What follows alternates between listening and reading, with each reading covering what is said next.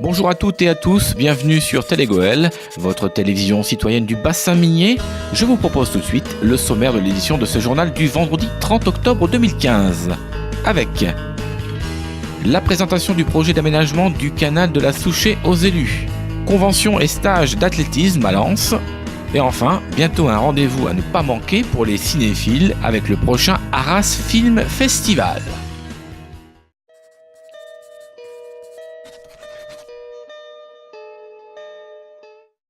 L'aménagement du canal de la Souchet prend forme. Il s'agit d'un énorme projet qui va s'étaler sur plusieurs années.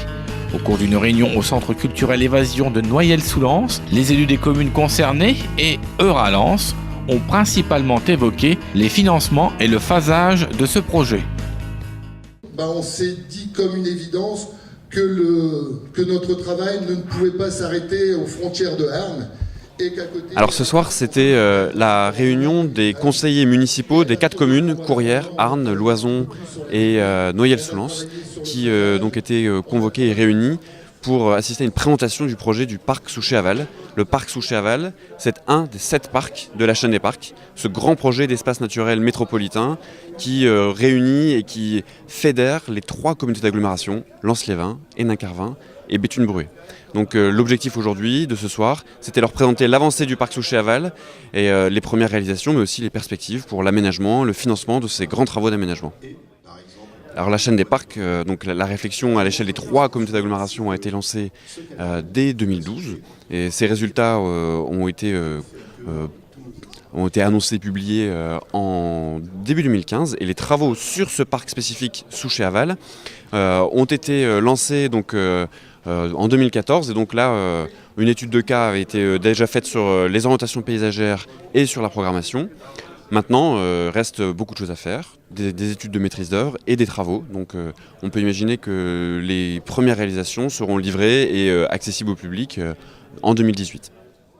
Eh bien, vous vous rendez compte le nombre de kilomètres, que rien que sur le canal de la Souchet-Aval, le nombre de kilomètres de promenade.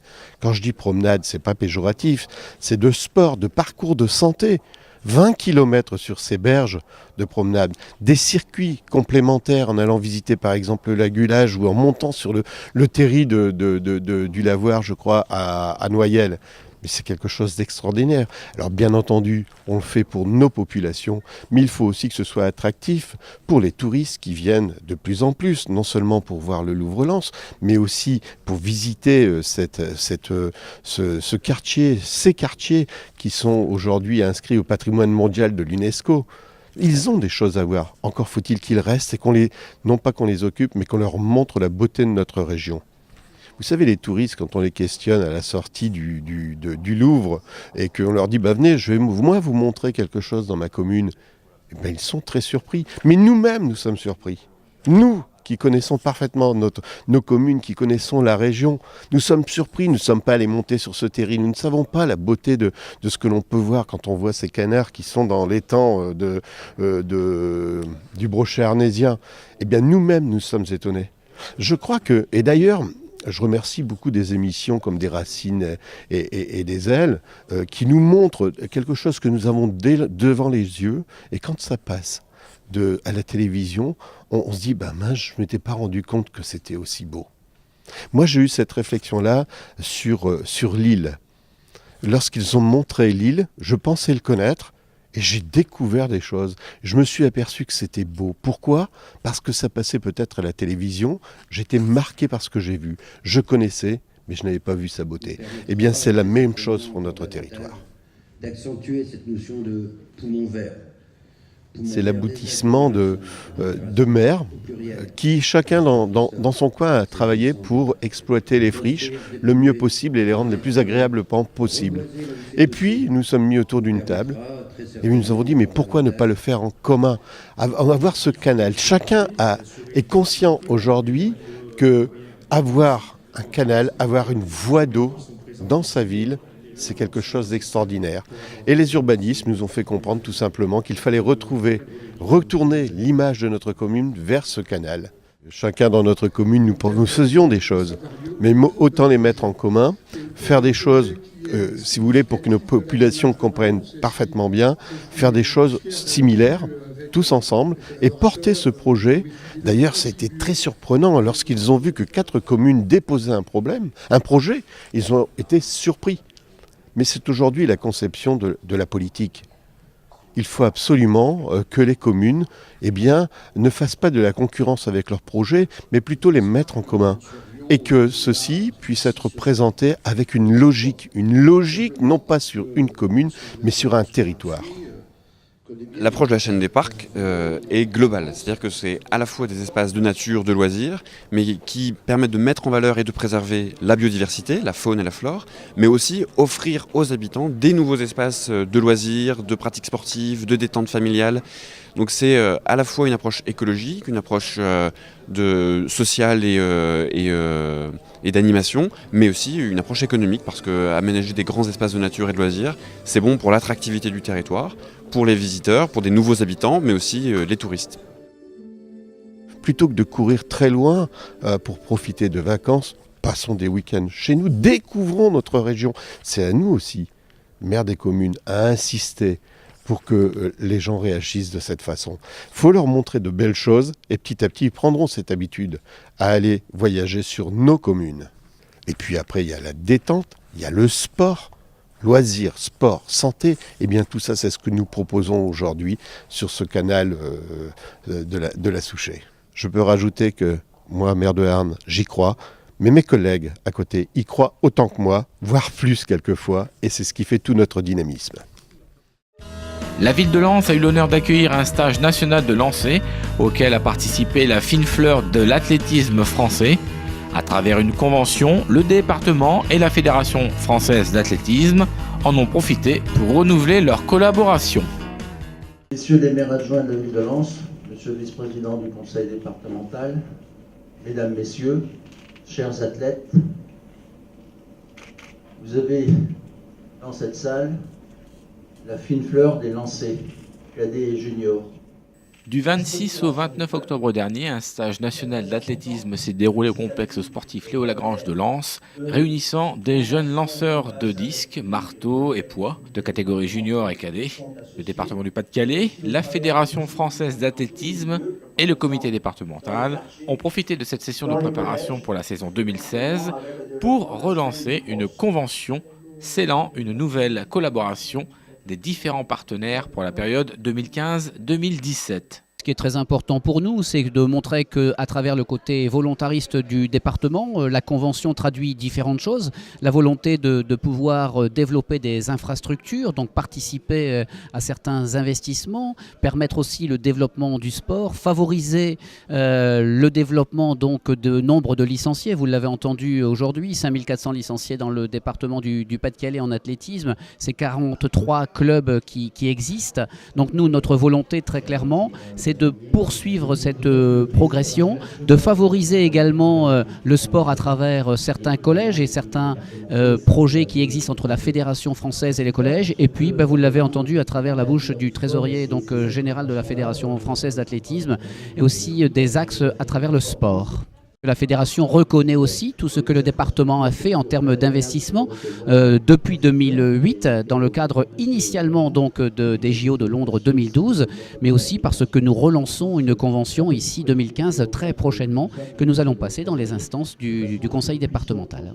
Le département conventionne avec d'autres fédérations, d'autres comités départementaux, ayant le même objectif, c'est-à-dire d'intégrer des jeunes dans la filière des championnats du monde et des championnats des JO globalement. Donc voilà, c'est très ambitieux pour le département du Pas-de-Calais. Et évidemment, ici ça se traduit à travers l'athlétisme, mais ça n'est pas la seule fédération avec laquelle le département conventionne. On était dans l'espérance d'une future convention avec le Conseil général, avec le Conseil départemental, puisque celle que nous avions avec le Conseil général jusqu'en 2012 avait donné des effets tout à fait positifs et que c'était un partenariat gagnant-gagnant. Donc on souhaite effectivement, au niveau de la fédération, que le conseil départemental puisse acter très prochainement le principe d'une nouvelle convention. Les engagements de chacun, c'est de faire en sorte qu'on puisse participer au développement de la pratique athlétisme sur l'ensemble du territoire, quelle que soit la forme de ce développement. Vous avez vu qu'on avait plusieurs activités, la compétition, la santé, le running, et dans le cadre de la compétition qui demeure notre cœur de métier, c'est effectivement faire accéder le maximum de jeunes vers le haut niveau, au travers des équipes de France jeunes et ultérieurement au travers de l'équipe de France nationale. Le niveau est très bon chez les jeunes puisqu'on vient d'avoir 2 championnats d'Europe en junior et en espoir et qu'on a eu une bonne vingtaine de médailles sur ces 2 championnats. Donc a priori la relève est assurée, il faut maintenant la fidéliser de façon à ce qu'elle puisse s'exprimer au plus haut niveau. C'est un plus, c'est toujours une vitrine pour une ville d'accueillir des champions, hein. Donc c'est peut-être des jeunes champions mais bon c'est des champions en devenir donc c'est toujours intéressant. Comme on a les structures et ça nous semblait tout à fait normal de les accueillir ici à Lens. On a une piste qui est classée au niveau mondial et puis au niveau athlétisme on travaille avec le club local dans de bonnes conditions. On a pris plaisir à accueillir ces jeunes et au nom du maire Sylvain Robert, on tient à les en remercier d'être venus à Lens et puis on leur souhaite de bonnes chances et puis d'aller plus haut possible, de mettre les couleurs de la France au niveau international. Et voilà, moi ce que je souhaite, c'est qu'ils apportent énormément à leur club respectif et à la nation entière. Durant leur stage, les jeunes athlètes ont eu la chance d'être parrainés par une jeune championne de lancer de marteau, Alexandra Tavernier, récente médaillée de bronze au dernier championnat du monde de Pékin. Invitée par la fédération, elle était venue encourager tous ceux pour qui elle est une référence. J'ai fait ces stages, moi, il y a quelques années. Bon, j'avais pas autant de chance qu'eux parce qu'ils ont quand même des médecins, ils ont des kinés, des podologues. Ils se rendent pas compte de la chance qu'ils ont parce que pour eux, hop, ils sont qualifiés, donc pour eux, c'est donné, on va dire. Je pense qu'il faut le mériter et j'espère en tout cas qu'ils vont beaucoup apprendre parce qu'il y a des gens qui sont qualifiés autour d'eux et qui prennent être une éponge, absorber le plus d'informations possible parce que même moi à mon niveau j'ai pas une carrière non plus hyper longue, mais le peu de carrière et le peu de grands championnats que j'ai fait, je sais que je me réfère vraiment toujours aux bases que j'ai appris en petit comité comme ça. Alors j'espère que le fait de lancer et de mettre un peu plus en avant les lancers vont permettre aussi aux jeunes des toutes petites générations d'écoles d'athlétisme de venir faire du marteau, même du disque, du poids, du jave. C'est vrai qu'on fait un triathlon quand on est jeune, mais il y a très peu de gens qui se spécialisent dans les lancers et c'est bien dommage parce que ça mériterait d'être un peu plus connu. Alors, je ne sais pas si quand on regarde les championnats du monde, c'est vrai que la première chose qu'on regarde, c'est le sprint, c'est le 100 mètres. Voilà, c'est vrai que les lancers ne sont pas du tout mis en avant. On dit le lancer, c'est un peu le parent pauvre de l'athlétisme. Oui, c'est vrai, faut le dire, faut l'avouer. Mais c'est vrai qu'on a eu une baisse de performance pendant 5 ans. Et à mon avis, c'est aussi ce facteur-là qui a fait que les lancers sont peu mis dans l'ombre. Maintenant, les performances reviennent. Il y a Mélina qui fait des médailles. Et j'espère qu'avec ma médaille de bronze, on pourra apporter une nouvelle, une nouvelle lumière sur les lancers parce que c'est quand même quelque chose qui fait partie de l'athlétisme. C'est une discipline qui est quand même super sympa à regarder. Il y a beaucoup de gens qui regardent et qui aiment. Donc j'espère en tout cas que ça va toucher un maximum de monde. La performance qui va se produire. Voilà. Merci à tous. Bon stage à vous.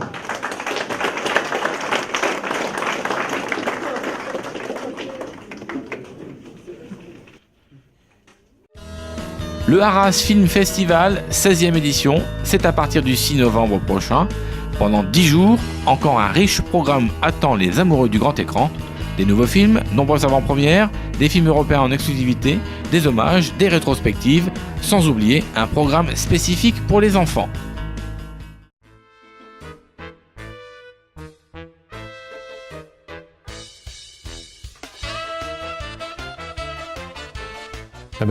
Comme chaque année en novembre, pendant 10 jours, nous organisons le Arras Film Festival, qui est un événement maintenant attendu, puisque c'est sa 16e édition, et qui propose cette année plus de 120 films à l'affiche. Alors cette année, c'est un peu comme tous les ans, il y a un cocktail en fait, de films nouveaux et de films anciens.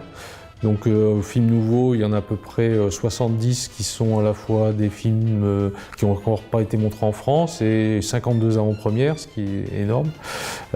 C'est la première fois qu'on en présente autant.